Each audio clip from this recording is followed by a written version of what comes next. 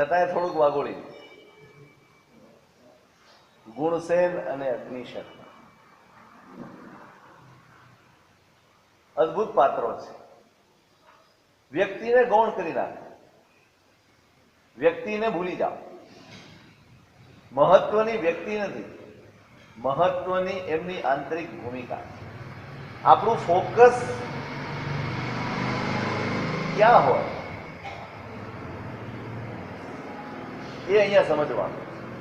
ગુણસેન રાજા હતો, અગ્નિશનમાં બ્રાહ્મણ હતો, ગરીબ હતો, દરિદ્ર હતો, કુરૂપ હતો, શરીરથી વિકલાંગ હતો. આ બધી જ પરિસ્થિતિઓ ગૌણ છે, કારણ કે સ્થાયી નથી.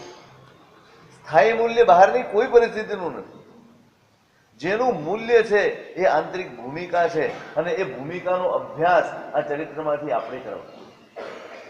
શેનો અભ્યાસ કરવાનો? બંને દેખાશે, બહારની પરિસ્થિતિઓ પણ દેખાશે, આંતરિક ભૂમિકા પણ દેખાશે.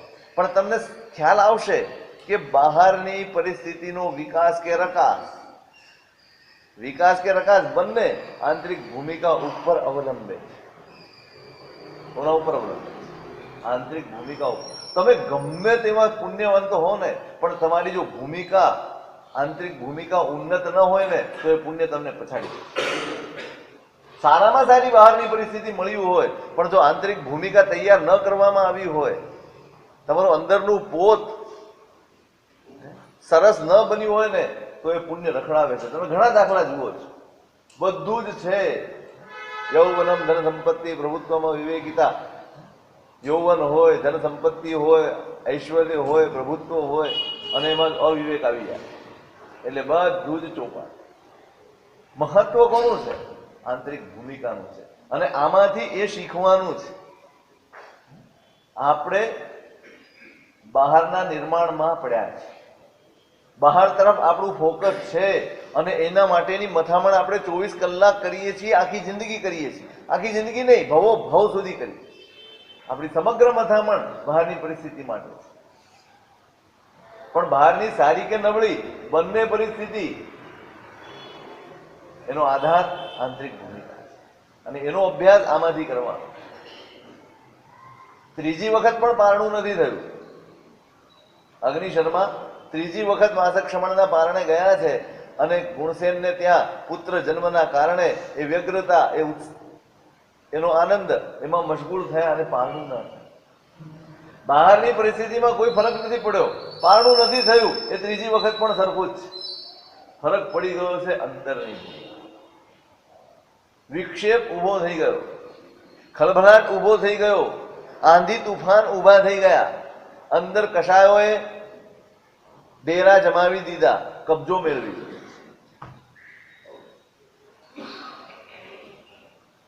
આંતરિક ભૂમિકાની શુદ્ધિ અને સ્થિરતા માટે જ સાધના છે, એવું સાધકે ભૂલવું જોઈએ નહીં. પ્રત્યેક સાધના મારી આંતરિક ભૂમિકાની શુદ્ધિ માટે છે, આંતરિક ભૂમિકાની ઉન્નતિ માટે છે, ઉત્કર્ષ માટે છે, સ્થિરતા માટે છે. એ ભૂલવું નહીં. સાધક માટે આ બહુ મોટી સાવધાની છે. બહારની પરિસ્થિતિ પ્રભાવિત ન કરી જાય એ હદની ભૂમિકા તૈયાર કરવી, એનું નામ સાધના. અને તમે જોજો, આપણને સતત નિરંતર બહારની પરિસ્થિતિ પ્રભાવિત કરતી રહે છે. બહારની કોઈ પણ ઘટના આપણને પ્રભાવિત ન કરે એવું ક્યારેય બનતું નથી. આપણા જીવનમાં બની હોય, પડોશના જીવનમાં બની હોય, કે જેની સાથે આપણને કશું જ લાગતું ઓળખતું નથી, એવી જગ્યાએ કોઈ પણ ઘટના બની હોય, તો પણ આપણે એનાથી પ્રભાવિત થયા વગર રહેતા. આપણા ગમા અને આપણા અણગમા એ બધા જ સતત પ્રગટ થતા રહે છે. મેં તમને પહેલા પણ કહ્યું હતું, તમે કોઈ છાપું લઈને બેસો, મેગેઝિન લઈને બેસો, ટીવી ઉપર સમાચાર જોવા માટે કે કંઈ પણ વસ્તુ જોવા માટે બેસો, આ બધી જ પરિસ્થિતિની અંદર આપણી અંદર શું ચાલતું હોય? ગમા ને અણગમા ચાલતા જ હોય. આ બરાબર છે ને આ બરાબર નથી, આ યોગ્ય છે ને આ યોગ્ય નથી, આને ઠીક કર્યું ને આને ઠીક કર્યું નથી. આ બધું શું છે? આ પરિસ્થિતિઓનો પ્રભાવ છે જે આપણી ઉપર સતત થતો રહે છે. અને ત્યાં સુધી થશે જ્યાં સુધી આપણી અંદરની ભૂમિકાને આપણે બરાબર તૈયાર નહીં કરીએ ત્યાં સુધી. તમારો રેઝિસ્ટન્સ પાવર ઓછો છે, તમારી રોગ પ્રતિકારક શક્તિ નબળી છે, એટલે જરાક વાદળા ઘેરાશે, પવન ઠંડો ફૂંકાશે એટલે તમને તરત જ છીંકો ચાલુ થઈ. કેમ થયું? પવનના લીધે થયું? કોના લીધે? વાદળાના લીધે થયું? પવનના લીધે થયું? નહીં, તમારી રોગ પ્રતિકારક શક્તિ નબળી છે, માટે તમને એ વાતાવરણે અસર ઊભી કરી. તમે બહાર નીકળ્યા, થોડીક ધૂળ ઉડી અને તમને તરત જ એલર્જી થાય, શરદી થઈ જાય, ઉધરસ થઈ જાય.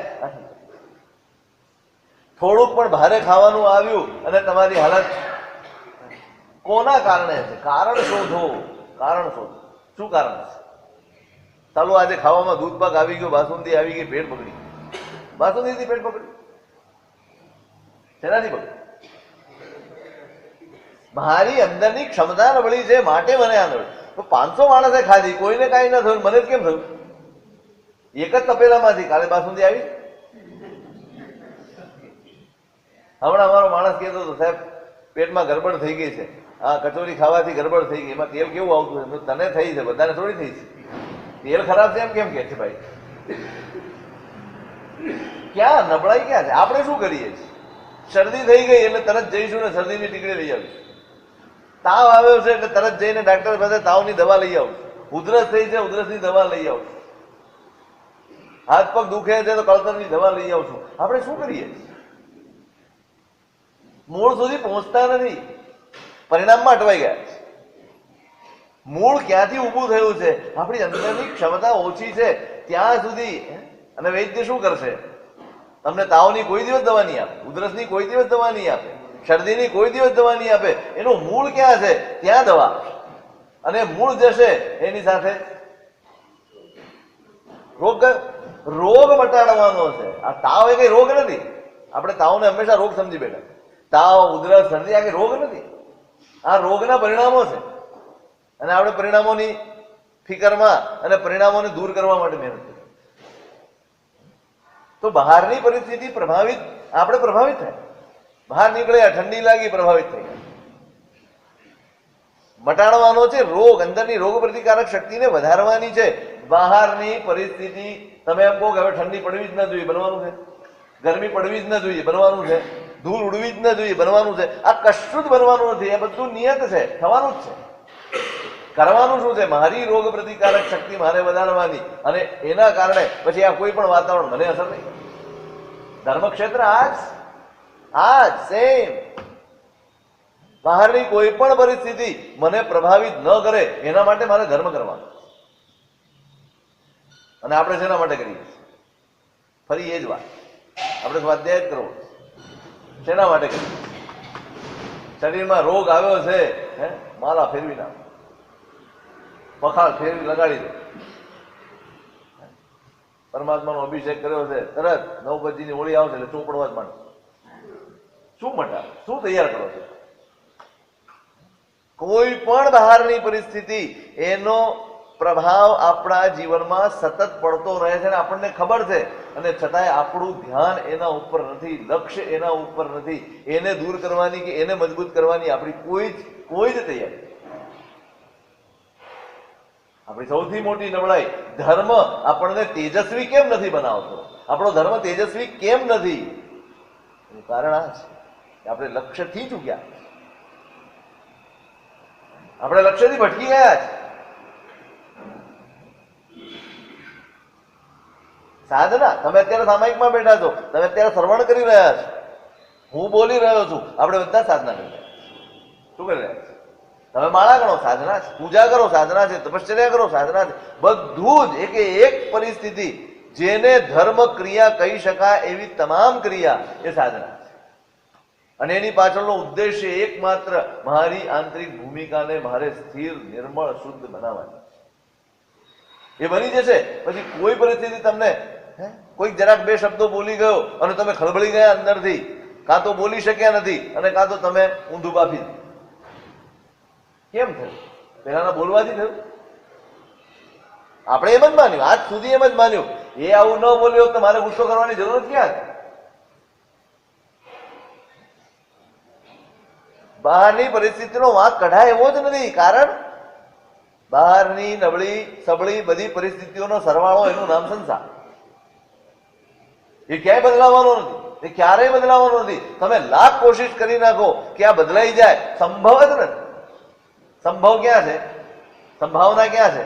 શું બદલાઈ શકે એમ છે? શું બદલાઈ શકે દિનેશભાઈ? હું જ મારી જાતને મારી પરિસ્થિતિને બદલી શકું તો જ આમાંથી બચી શકું. બાકી હું એમ કહું, બાકી તમે ગુફામાં જઈને બેસો ને તોય કશાય તમારો પીછો છોડે નહીં.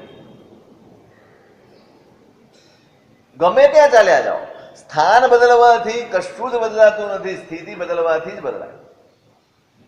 આપણી આંતરિક સ્થિતિ બદલાશે ને તો જ આ બધા પ્રભાવિતતા નહીં જોડાય. બહારની પરિસ્થિતિ ત્યારે જ પ્રભાવિત ન કરે જ્યારે આપણે સત્યનો સ્વીકાર કરીએ. ત્યારે કોઈ પણ પરિસ્થિતિનું સત્ય એનો સ્વીકાર જ્યાં સુધી નથી થતો ત્યાં સુધી આપણે પ્રભાવિત થવાના. કાંટો વાગે તો તમે ફરિયાદ કરો કે કાંટો કેમ વાગ્યો, કેમ ફરિયાદ ના કરો? કાંટો વાગે, તમને ખબર છે, તમે સ્વીકારેલું સત્ય છે, કાંટો વાગે એ ભોકાય. પથ્થર વાગે તો પથ્થરો કેમ વાગ્યો એમ બોલો તમે. કેમ? સ્વીકારેલું સત્ય સ્વીકારેલું છે કે પથ્થરા વાગે, તડકો દઝાડે, આગ બાળે, આ બધા જ સ્વીકારેલા સત્ય છે. માટે તમે એની કોઈ દિવસ ફરિયાદ નહીં કરો. તમે પાણીનું તપેલું પડ્યું હશે અને તમે ભૂલમાં આંગળી નાખી દીધી હશે અને જો દજાઈ ગયું હશે તમે બાજુવાળાને કહેશો, ભલા માણસ કહેતો નથી કે આ ગરમ છે, ક્યાં ફરિયાદ કરશો? પણ અગ્નિ હશે ને હાથ નાખશો ફરિયાદ કરશો. કેમ? એ ખબર છે કે આ દજાડે જ, માટે તમે ફરિયાદ નહીં કરી શકો. સ્વીકૃત સત્ય છે. જે સત્યને આપણે સ્વીકારી લઈએ છીએ ને પછી આપણને અસમાધિ નથી કરતું. પછી આપણને એમ થાય ખાલી ભૂલ તો મારી હતી, મેં હાથ નાખ્યો માટે દાજો ને. જોજો, તમે જે સત્યને સ્વીકારી લો છો એ સત્ય પછી તમને ફરિયાદમાંથી મુક્ત કરી આપે. જીવનમાં આ જ કરવાનું છે. તમે સત્યને સ્વીકારી લો, તમારી ફરિયાદ ચાલી જશે. તમારા ગમા ચાલ્યા જશે, તમારા અણગમા ચાલ્યા જશે, તમારા રાગ અને દ્વેષ બધું જ ચાલ્યું જશે. પણ જ્યાં સુધી સત્ય નહીં સ્વીકારીએ ને ત્યાં સુધી આ નહીં થાય. અને આપણે કોઈ પણ પરિસ્થિતિનું આકલન સત્યને સામે રાખીને નથી કરતા, આપણે આપણી ઈચ્છાને સામે રાખીને કરીએ. કોઈ પણ પરિસ્થિતિ એનું આકલન આપણે સત્યને સામે રાખીને કરતા. તમે જુઓ, તમે બજારમાં ગયા, કપડા ખરીદીને લાવ્યા, જૂતા ખરીદીને લાવ્યા, કોઈ બેગ ખરીદીને લાવ્યા, કંઈ પણ ખરીદીને તમે સારામાં સારી વસ્તુ, સારામાં સારી ક્વોલિટીની ખરીદીને તમે બજારમાંથી લાવ્યા, તમે ખરીદી લો ને એટલે તમારા મનમાં એક પ્રકારની ધારણા થઈ જાય આ વસ્તુ 6 મહિના તો ચાલે. અને તમે ઘરે આવ્યા અને કોઈ ઇન્સિડન્ટ 2 મહિનામાં ફાટી, તૂટી ગઈ, કંઈ પણ થઈ ગયું, તમને દુઃખ થવાનું 100% દુઃખ થવાનું. કેમ? તમે નક્કી કરી નાખ્યું હતું કે આ 6 મહિના ચાલે. હવે આ પરિસ્થિતિ ને તમે સત્યને સામે રાખીને નથી વિચારી, તમારી ઈચ્છાને સામે રાખીને વિચારી. તમારી ઈચ્છા એમ હતી કે 6 મહિના ચાલે, પણ સત્ય શું હતું? ગમે ત્યારે ગમે તે વસ્તુમાં થઈ શકે છે. જો આ પહેલેથી સ્વીકારી લીધું હોત તો દુઃખી થવાનો વારો આવે. મેં તમને એક દાખલો કહ્યો તો અહીંયા આવ્યા. નાનું બાળક હોય કે આપણે હોઈએ, તમે ચોકલેટ ખાઓ તો ખાતા ખાતા રડો કે હસો, આનંદ કરો? કેમ? તમને ખબર છે ચોકલેટ મોઢામાં મૂક્યા પછી ઓગળવાની જ છે. એ 2 મિનિટે ઓગળે કે 10 મિનિટે ઓગળવાની છે ને પૂરી થઈ જ જવાની છે. પૂરી થયા પછી કોઈ બાળકને રડતો તમે જોયો નહીં હોય. એ ખતમ થવાની છે એવો તમને ભરોસો છે, તમને વિશ્વાસ છે, તમે સ્વીકારેલું સત્ય છે, માટે તમને એના વિશે ક્યારેય ફરિયાદ હોતી નથી. અને આ જ વસ્તુ, આ જ પરિસ્થિતિ આ કપડા માટે, આ જૂતા માટે કે કોઈ પણ વસ્તુ માટે જયારે આપણે લાવીએ ત્યારે આ સત્યનો આપણે સ્વીકારતા ને કોને નજર સામે રાખીને વિચારીએ? આપણી ઈચ્છાને નજર સામે રાખીને જયારે પરિસ્થિતિનો વિચાર કરશો ને ફરિયાદ ઉભી થવાની, દુઃખ ઉભા થવાના, ક્લેશ ઉભા થવાના.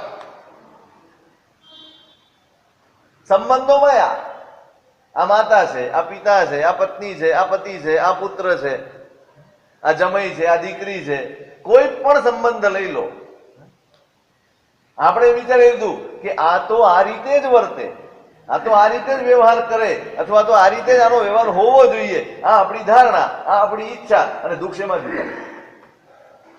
સત્ય શું છે? સંબંધ માત્ર ઋણાનુબંધ ઉપર નભે છે. દરેક સંબંધ, કોઈ પણ સંબંધ હોય, ઋણાનુબંધો ઉપર નભે છે. અને ઋણાનુબંધ ગમે ત્યારે પલટાઈ શકે છે. ગઈકાલનો મિત્ર અભિન્ન મિત્ર હોય, એકબીજાને મળ્યા વગર, એકબીજાને જોયા વગર ન ચાલતું હોય એવી મિત્રતા હોય ને, તોય બીજે દિવસથી સામસામા જોવાનો પણ વ્યવહાર ના હોય, એકબીજાના જાનના દુશ્મન બની જાય એવું બને છે. કોણ બદલે છે? ઋણાનુબંધ બદલાય છે અને સંબંધો બદલાઈ જાય છે. એ મા બાપ ના હોય, પિતા પુત્ર ના હોય, માતા પુત્રી ના હોય, સાસુ સસુર ના હોય, કોઈ પણ સંબંધો હોય, બધા જ ઋણાનુબંધ ઉપર ટકે છે. અને એ સત્ય આપણે ભૂલી જઈએ છીએ, માટે દુઃખી. આણે મારી સાથે આમ કેમ કર્યું, આણે મારી સાથે આમ કેમ વર્ત્યું, આ કેમ આવી રીતે બોલ્યો, આનાથી આવું બોલાય? તમને એમ છે કે આ મારો દીકરો છે. શું છે? આ મારો દીકરો છે ને એને મારું કયું જ કરવું. એ જ્યાં સુધી કયું કરતો હશે ત્યાં સુધી તમને સાહેબ બહુ કયા કરો છો, સાહેબ બહુ સારો છે. પણ જ્યાં ઋણાનુબંધ બદલાય, જ્યાં પરિસ્થિતિ બદલાય, અને એ જે દિવસે કયું ના કરે એટલે તમારા ઉપર જાણે પહાડ તૂટી ગયો. હા હા, આજે સામે બોલી ગયું, કયું ના કર્યું, એને આવું ના કર્યું. કેમ આપણે દુઃખી કેમ થયા? છોકરો આવો છે માટે દુઃખી થયા, કે આપણી ધારણા આવી છે માટે દુઃખી થયા? મૂળમાં પહોંચવાનું છે, આપણા દુઃખના મૂળમાં પહોંચવાનું, આપણા ક્લેશના મૂળમાં પહોંચવાનું, તો જ આમાંથી મુક્ત થઈ શકાય. કોઈ પણ પરિસ્થિતિની ધારણા તમે વિચારી, તમે શરીર વિશે વિચારો, તમે તમારા ધંધા વિશે વિચારો, તમારી સંપત્તિ વિશે વિચારો, તમારા પુણ્ય વિશે વિચારો, મિત્રતા વિશે, કોઈ પણ પરિસ્થિતિ વિશે, જ્યાં સુધી સત્યનો આપણે સ્વીકાર નહીં કરીએ ત્યાં સુધી આપણા ગમા અણગમા, આપણી ફરિયાદો અને આપણા ક્લેશ, આ બધું ચાલુ રહે. દુઃખ ચાલુ રહેવાના. સુખ અને દુઃખ એના મૂળ પરિસ્થિતિમાં નથી, આપણી સમજણમાં. સુખ ને દુઃખના મૂળ ક્યાં છે? પરિસ્થિતિમાં નથી, આપણી સમજણમાં છે. સામાનો વ્યવહાર મને સુખી કરે, સામાનો વ્યવહાર મને દુઃખી કરે, એ મારું અજ્ઞાન છે, એ મારો મોહ છે, મારી મૂઢતા છે. તો જ સામાના વ્યવહારથી કે સામાની કોઈ પણ પરિસ્થિતિથી મને સુખ ને દુઃખ થાય. એના મૂળ સમજણમાં છે. મારી સમજણ, જેની સમજણ સત્યથી ભાવિત છે ને એ સુખી છે આ સંસાર, અને જેની સમજણ ઈચ્છાથી દૂષિત છે એ દુઃખી છે. બે જ વિકલ્પ છે. તમારી સમજણ કાં તો સત્યથી ભાવિત હોઈ શકે, કાં તો ઈચ્છાથી દૂષિત હોઈ શકે.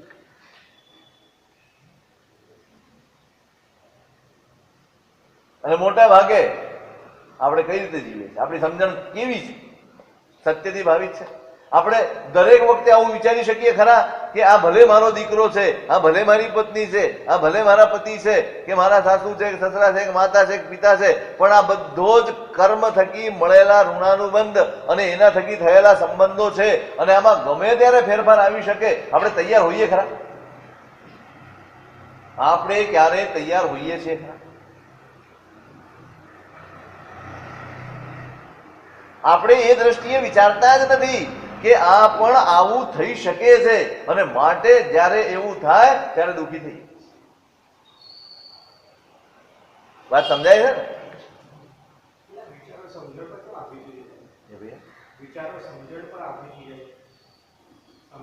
વિચારો એ સમજણ, આપણી એક વાત, આપણી સમજણ બહુ મંદ છે.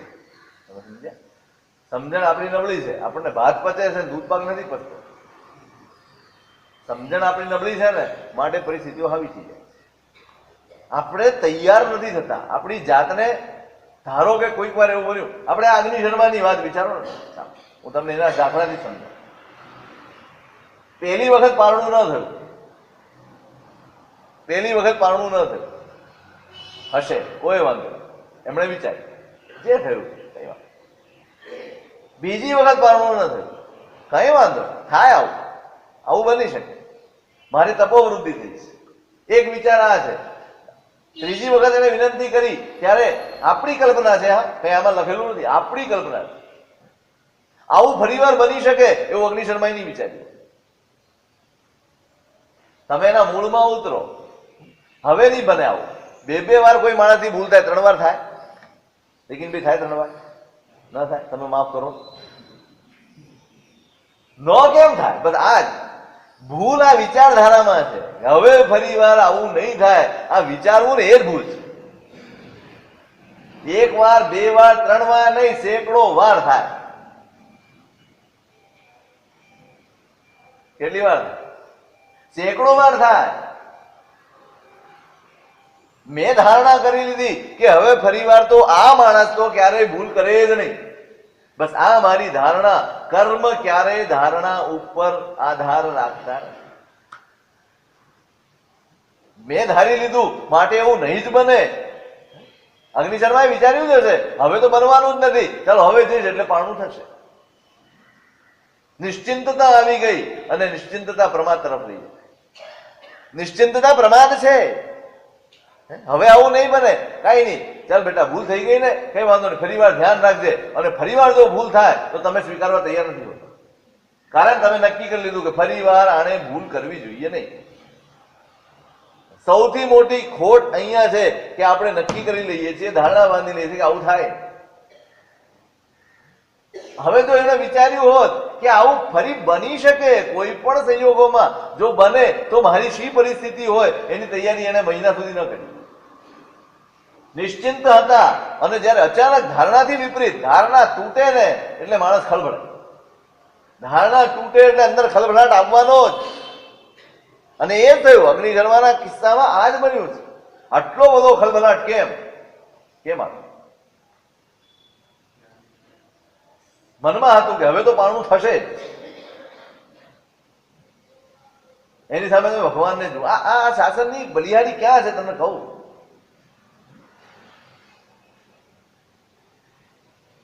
સંગમ કેટલા મહિના ઉપસર્ગ કરે? આમ તો એક જ રાત્રે ઉપસર્ગ કર્યો છે. દેખીતી રીતે જે ઘોર ઉપસર્ગો કર્યા એક રાતમાં જ 20 કર્યા. પછી 6 મહિના સુધી એને આહારને અનેષણીય કરી નાખી. પરમાત્મા રોજ સમય થાય અને નીકળે, જુએ આહાર અનેષણીય થઈ ગયો છે, વળી બીજો દિવસ થાય, વળી પરમાત્મા નીકળે, ફરી જુએ આહાર અનેષણીય થઈ ગયો છે, ફરી પાછા. કેટલા દિવસ? રોજ આ જ વિચારો. બને આજે પણ આવું બની શકે. મારે મારી સમાધિથી વિખૂટા નથી પડવાનું, મારે મારી સ્થિરતાથી દૂર નથી થવાનું, મારે મારી ક્ષમતાને છોડવાની નથી. આ પરિસ્થિતિ તો બન્યા જ કરવાની, ગમે ત્યાં સુધી બની શકે. આ સતત પોતાના મનમાં ધારણા હોય, નિશ્ચિત હોય, સંકલ્પ હોય, આવું બની જ શકે. બધી જ સંભાવનાઓ તપાસી લે ને એ માણસ ક્યારેય સમાધિથી દૂર નથી. ઢંઢન ઋષિ સંકલ્પ કર્યો દીક્ષા લઈને કે મારી લબ્ધિથી આહાર મળે તો મારે લેવો, અને રોજ આહાર માટે જાય. રોજ આહાર માટે જાય. કઈ ધારણાથી? આજ મળશે એવી ધારણાથી? કઈ પણ થઈ શકે, મારે જવાનું, બસ એટલું જ. મારા અંતરાય કર્મો જો તૂટ્યા હશે તો મને મળશે, અને નહીં મળે તો તપોવૃત્તિ માની. એમને એમ કૃષ્ણે પૂછ્યું કે સાહેબ આપના આટલા સાધુમાં અત્યારે કોણ શ્રેષ્ઠ છે? ત્યારે એમ કીધું કે આ ઢંઢણ શ્રેષ્ઠ છે. એમને એમ કીધું હશે ને? એમને કઈ રીતે કીધું? એ રોજ ભૂખ્યા રહેતા હતા એટલે નહીં. આ પરિસ્થિતિમાં પણ એ સમાધિ જાળવી શક્યા, એ શ્રેષ્ઠતા. આ શાસન આ શીખવાડે છે. કોઈ પણ પરિસ્થિતિ બની શકે છે એનો પહેલેથી તમારા મનમાં અંદાજ હોવો જોઈએ, નિશ્ચય હોવો જોઈએ. બને કોઈ પણ ઘટના બને અને તમને કહેવા આવે ને તમારા માટે ફલાણા ભાઈ આમ કર્યું હોય, તમે એક વાર આવું બોલી દો ને એટલે પેલો 90% ઠંડો પડી જાય. એ તમને ઉશ્કેરવા આવ્યો હોય, તમને ઉત્તેજિત કરવા આવ્યો હોય, તમારા મોઢેથી ગમે તે બોલાવવા આવ્યો હોય, પણ પેલો કઈ બી કેવા આવે હશે જોઈશું, બસ કેટલી વાર લાગે. અને તમે હે મારા માટે આમ કીધું, ઉભો રહે, હું તારી સાથે આવું. પછી તમે કહો તું આવું કરે. બને ભાઈ, કોઈ પણ વ્યક્તિ ગમે તે કરી શકે. આ સંસારમાં કોઈ નિયમ નથી કે દીકરો આ ન કરે, દીકરી આ ન કરે, પિતા આ ન કરે, પુત્રી આ ન કરે. કોઈ નિયમ ખરો કે આવું કરે જ નહીં? હા, આપણો સામાન્ય રીતે સમજણ એવી ખરી કે આ લોકોએ આવું ન કરવું, પણ બને નહીં એવું શક્ય નથી. કાલે જ મને એક ભાઈ આવ્યા હતા નવો, તમે વાંચ્યું હશે કદાચ, પેલો બારડોલીનો કોઈ પ્રસંગ છે, પેલા ભાઈએ સુસાઇડ કર્યું, વાંચ્યું છે? મને વંચાવ્યું કા. સંસાર કેટલો ભયાનક છે તમે વિચારો. દીકરીને પરણાવી દીધી, મા બાપ રાજી થાય. 2 દીકરા છે, એને પરણાવી દીધી. હવે તો મા બાપને એમ થાય આપણે નિવૃત્ત થયા, હવે આપણી બધી જવાબદારી પૂરી થઈ, આપણે જે આપણા ભાગે હતું બધું જ કામ વેરસેટ કરી દીધા, બધું જ કરી દીધું. દીકરાઓએ મા બાપને છૂટા પાડે. એક દીકરાના ઘેર માં રહે, એક દીકરાના ઘેર બાપ રહે. કોઈ કે વાંચ્યું બી હશે કદાચ. શું કર્યું? બાપ જેના ઘરે રહે છે ત્યાં નિયમ છે એમના માટે, એક વાસણ વાંજી આપે તો 1 રોટલી ખાવા મળે.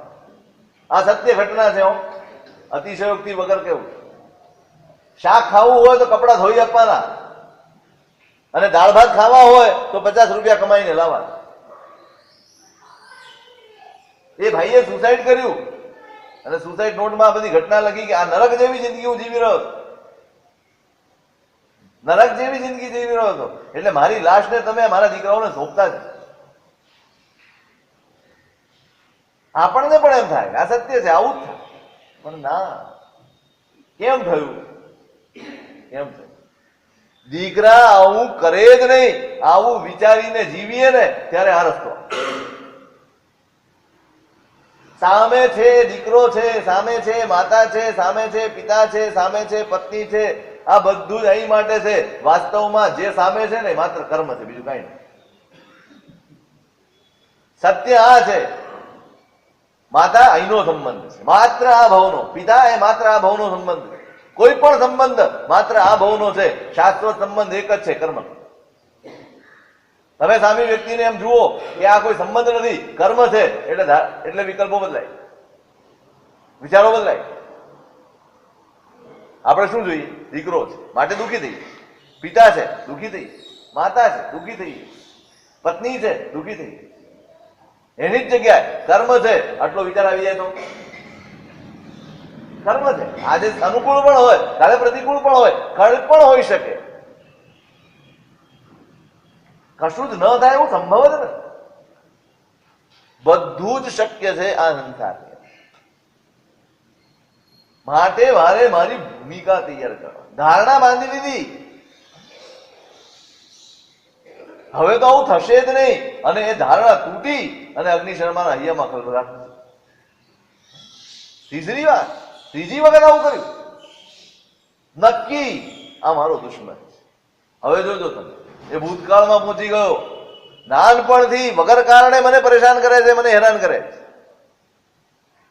આજે પણ એટલે જ આ બધું કરે છે કે મારો કોઈ વેર આની સાથે છે, આને કોઈ વેર મારી સાથે છે, અકારણ વેર છે, અને એને આનંદ આવે છે મને પજવવા.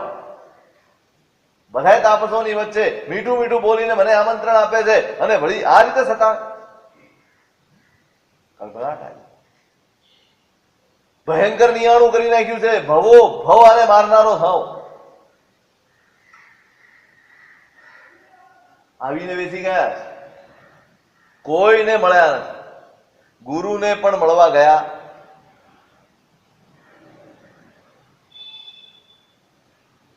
જઈને બેસી ગયા. ગુરુ કુલપતિ ગયા છે, સમજાવ્યા છે. ખેદ છે ચોક્કસપણે, કુલપતિને પણ ખેદ છે કે ભાઈ આવું નહોતું થવું જોઈતું, પણ ભાઈ કર્મનો વિચાર કરે છે. શું અદભુત શિખામણ આપી. ભાઈ કર્મનો વિચાર કરજે, કોઈનો દોષ નથી. પણ અત્યારે સત્યને સ્વીકારવા જેટલી ભૂમિકા નથી.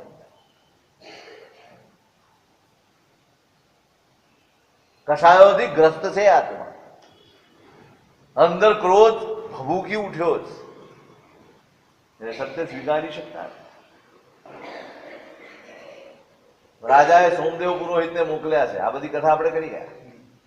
પોતે નથી આવ્યા, સોમદેવ પુરોહિતને મોકલ્યા. એને પરિસ્થિતિ જોઈ અને પાછા ગયા છે. રાજાને નિવેદન કર્યું કે સાહેબ આવી પરિસ્થિતિ છે. રાજાના હૈયામાં બી હાહાકાર. ગુણિયલ છે, જાણી જોઈને કશું જ કર્યું. પરિવાર સાથે બીજે દિવસે પોતે તપોવનમાં આવ્યા. અહીંથી આપણું શરૂ થાય. પરિવાર સાથે તપોવનમાં રાજાને જોયા. બધા જ તાપસો સિવાય અગ્નિ શર્મા બધા ખુશ છે. રાજા બધાને રાજા પ્રત્યે સદભાવ છે. જોયો રાજા આવ્યા છે એટલે બધા ખુશ થયા. અગ્નિ શર્માને સમાચાર આપ્યા, સાહેબ સાહેબ રાજા.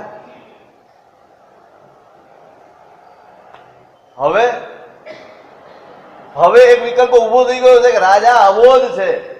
હવે બીજી દ્રષ્ટિથી જોવાનો વિકલ્પ સમાપ્ત. અને ભડક્યા અંદરથી, રાજા બોલાવો કુલપતિને. જો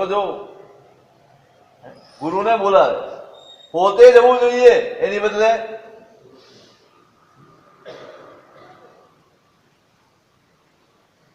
કશાયો બધું જ બગાડે.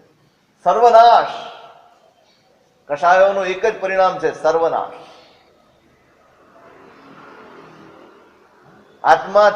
આત્માના માર્ગથી તમને ભ્રષ્ટ કરી નાખે અને સંસારના માર્ગે તમને ધક્કો મારીને ધકેલી આપે.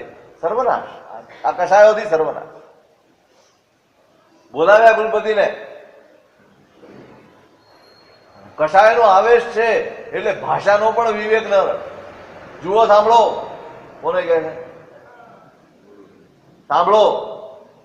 પેલા હલકટનું મોઢું પણ હું જોવા માંગતો. તમારે જે સમજાવવું હોય એને બારોબાર સમજાવીને રવાના કરી દેશો, એને મારી સામે લાવતા નહીં.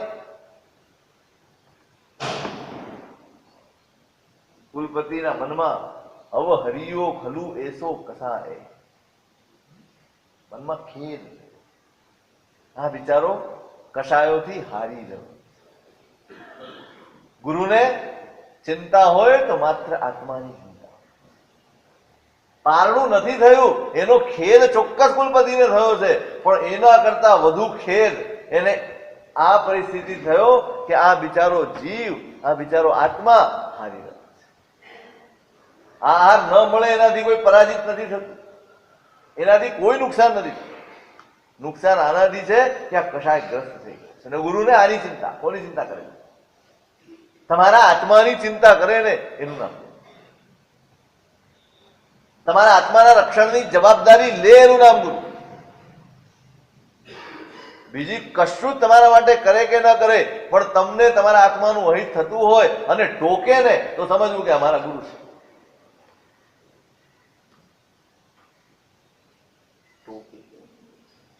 બે ઝીઝક ટોકે. એમ ન વિચારે ખોટું લાગી જશે તો, આવતો બંધ થઈ જશે તો.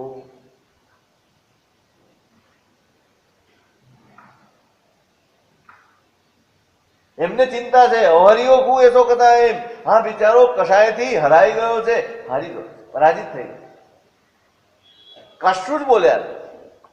એક અક્ષર પણ સમજાવવાની કોશિશ ત્યારે થાય જ્યારે કંઈક માનસિક સ્થિરતા હોય, અંદરથી ખળભળેલો હોય અને એને તમે સમજાવવા જાઓ ને દોડવું પડે.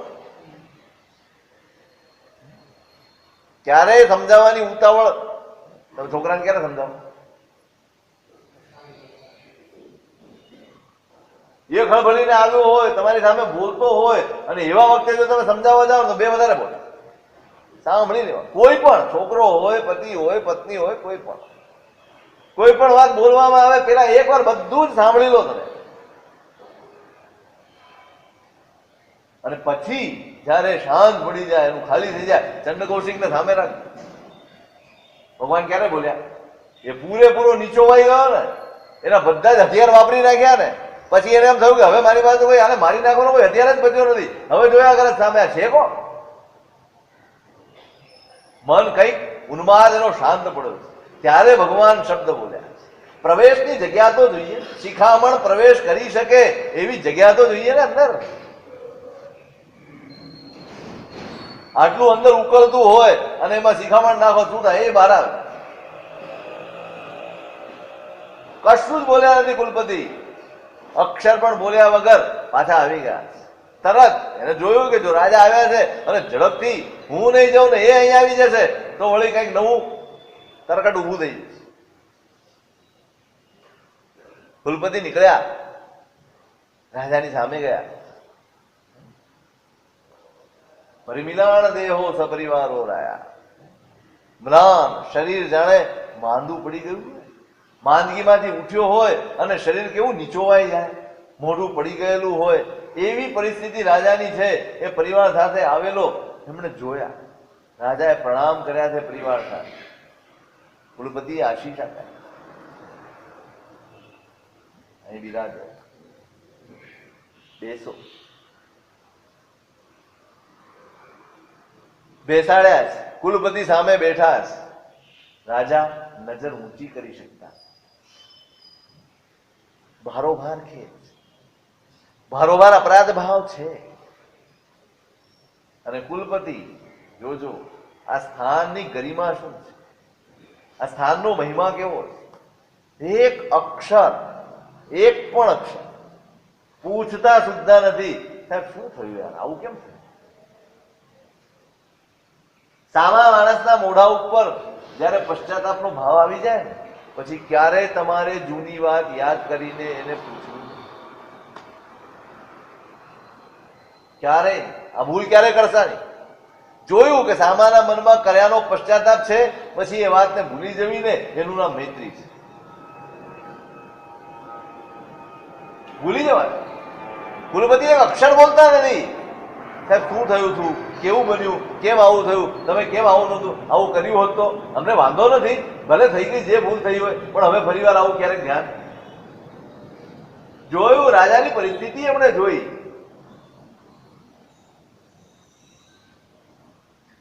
રાજાને કહે છે કે મહારાજ આ પરિવાર સાથે આટલું બધું ચાલીને તમે કેમ આવ્યા છે, આ બરાબર ના કર્યું, તમે આ ઉચિત ના કર્યું.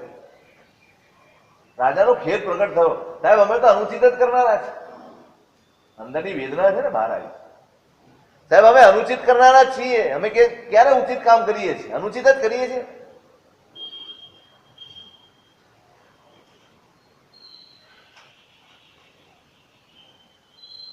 મહાતપસ્વી એવા આત્માને આ રીતે મારા પ્રમાદના કારણે ધર્મનો આટલો મોટો અંતરાય થાય,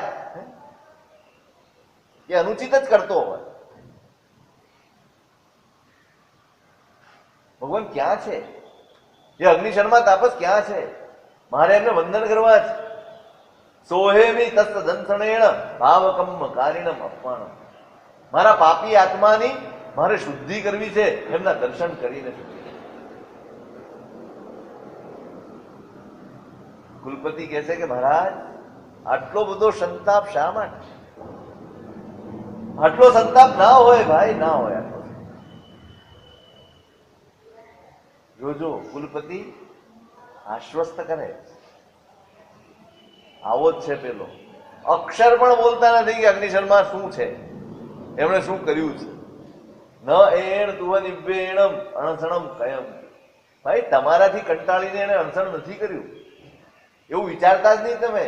આ તો તપસ્વી જનનો આચાર છે કે અંતિમ સમયે અણસણ કરીને જ દેહનો ત્યાગ કરવો જોઈએ, એવો તપસ્વીઓનો આચાર છે ને, એટલા માટે એમને અણસણ કર્યું છે. એટલે તમે એમ ના વિચારતા કે ભાઈ તમારા ઉપર ગુસ્સે થઈને કે તમારા ઉપરના દુર્ભાવને કારણે એને આહાર વિગરનો ત્યાગ કરી દીધો છે કે અણસણ કરી લીધો, એવું તમે ના વિચારશો. રાજા કહે છે કે ભગવંત જાજી વાતના ગાળા ભરાય, મારે એમના દર્શન કરવા છે, મને બતાવે. રાજા સમજે છે કે કુલપતિ આશ્વાસન આપે છે, વાસ્તવિકતા શું છે. મારે તેમને જોવા છે, તમે મને ત્યાં લઈ જાઓ. કુલપતિ કહે છે કે મહારાજ અત્યારે એમને જોવા જવાય એવા નથી, દર્શન અત્યારે કરવાના રહેવા દો, કારણ ધ્યાનમાં છે. જાણ વાહવડો કૂચો, એ ધ્યાનમાં બેઠેલા છે અને એમના એ ધર્મ કાર્યમાં આપણે શા માટે અંતરાય કરવો? અત્યારે તમે નગરમાં પધારો, વળી ફરી પાછા ક્યારેક આવજો દર્શન કરવામાં. સારું, જેમ ભયવમ આણવે, જેવી ભગવંતની આજ્ઞા ફરી આવીશ એમ કહીને દુઃખી મને ઉભા થયા.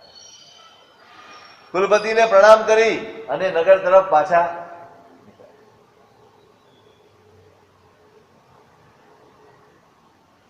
રાજા પ્રત્યે સ્વાભાવિક સદભાવ તાપસોમાં.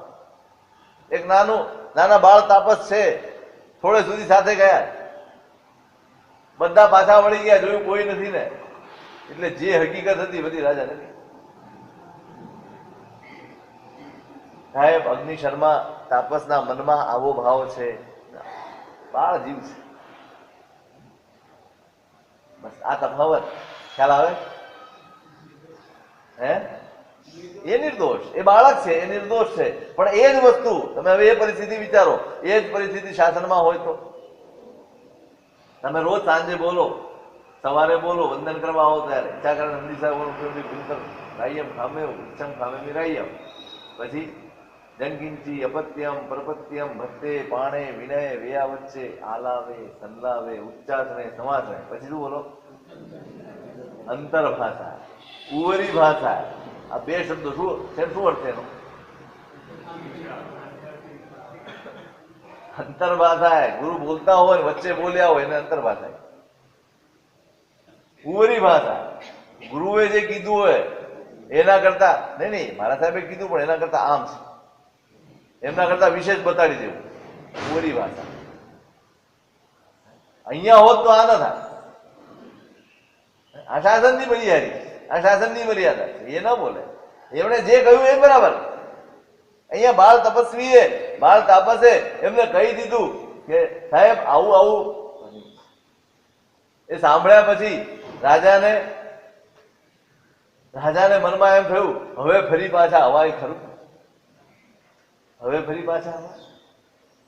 જેને આ રીતે આક્રોશ કર્યો છે મારા ઉપર, જેને, અને હોય બહુ સ્વાભાવિક. રાજા એક ડગલું આગળ વિચારે છે, મારે પાછા તો ન અવાય, પણ હવે ફરીવાર આ નગરમાં પણ રહેવાય. કેમ ન રહેવાય? રાજાની શાલીનતા, રાજાની ખાનદાની અહીંયા દેખાય. જો અહીંયા રહીશ ને, લોકો હંમેશા કમ્પેરિઝન કરતા હોય, હંમેશા સરખામણી ચાલતી જ હોય. એટલે કોઈક ને કોઈક આવી અને અગ્નિ શર્મા માટે કંઈક ને કંઈક નબળું બોલશે, અને એ નબળી વાત મારે સાંભળવી પડે ને, એ પણ જોજો. તમારો જેને અપરાધ કર્યો હોય એવી પણ વ્યક્તિનું નબળું ન સાંભળવું. આપણી ધાર્મિકતા ત્યાં સુધી પહોંચે ને ત્યારે સમજો કે આપણે કંઈક ઠેકાણે પડ્યા. આપણું જેને બગાડ્યું હોય તેનું પણ આપણા વિશે જેને નબળું વિચાર્યું હોય, અવળું વિચાર્યું હોય, આપણા વિશે ગમે તે શબ્દો વાપર્યા હોય ને પ્રયોજ્યા હોય, એવા માણસ માટે પણ એની નબળી વાત સાંભળવાની આવે ત્યારે આપણી અંદરની તૈયારી ન હોય, નહીં ભાઈ મારે નથી સાંભળો. ધર્મ આ, ધર્મની કસોટી આ છે. અહીંયા જ કૌશકમાં ઉભા રહી શકાય છે. બરાબર ધ્યાન રાખજો. તમે નક્કી કરો કે મારે 4 લોગસનો કૌશક જરા પણ હલ્યા વગર કરવો છે ને, થઈ શકે. શરીર ઉપર કાબુ મેળવી શકાય છે, પણ આપણી વૃત્તિઓ ઉપર કાબુ મેળવી શકાતું નથી, અને એ મેળવવું એ જ ધર્મ. રાજાએ જ્યોતિષીઓને પૂછ્યું કે ભાઈ મુહૂર્ત બતાડો, મારે ક્ષિતિ પ્રતિષ્ઠિત નગર પાછા જતા રહેવું છે. જ્યોતિષીઓ બધું જોયું, નિષ્ણાત છે બધા. સાહેબ કાલે જ મુહૂર્ત છે, સારામાં સારું. આદેશ આપીશું બધાને, ચલો તૈયારી કરો, પાછા ચાલ્યા જવા. રહેવું નથી. બસ એક જ કારણે નથી રહેવું, કોઈક નબળી વાત કરશે અને મારે સાંભળવી પડશે. એ ખેદનું છે. ભૂલ મારી છે. એમની આ પરિસ્થિતિમાં ભૂલ મારી છે. નિમિત્તોથી દૂર રહેવું છે. જ્યાં સુધી હું અંદરથી સ્થિર ન થઈ જાઉં, બળવાન ન થઈ જાઉં, મારા મનના પરિણામોને સ્થિર ન કરી દઉં ને, ત્યાં સુધી નિમિત્તોથી દૂર રહેવાનું.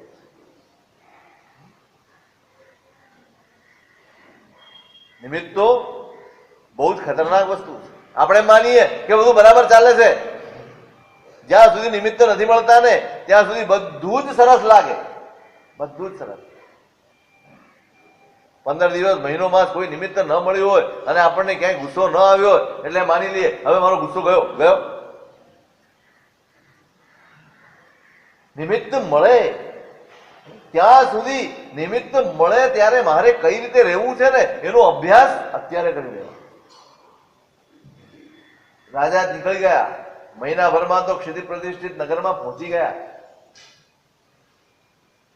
રાજા છે, ઘણા વખતે પાછા આવ્યા છે, સ્વાગત થયું છે, નગર પ્રવેશ થયો, રાજસભા ભરાઈ. આટલા બધા વખતની બધી જ વાતો રાજ દરબારમાં ચાલી. અચાનક રાજાએ સવાલ પૂછ્યો, નગરમાં કોઈએ કંઈક આશ્ચર્યજનક જોયું, કંઈક આશ્ચર્યકારી જોયું? કલ્યાણક નામનો એક માણસ છે એમાં દરબારમાં બેઠા છે. હા ભક્ત મહારાજ, જોયું. શું જોયું? એ શું કહે છે? શું આશ્ચર્યકારી એને જોયું નગરમાં? એ શું કહે છે? શું સ્વરૂપ દેખાય?